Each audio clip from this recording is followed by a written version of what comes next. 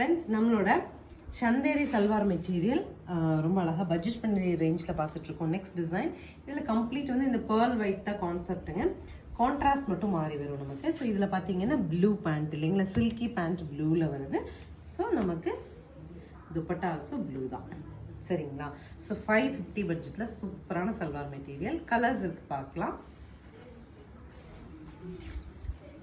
Next பாருங்க, ஒரு pink ஷேடெல்லாம் வருது. அதில் வந்து உங்களுக்கு பிகாக் ப்ளூ கான்ட்ராஸ்ட்.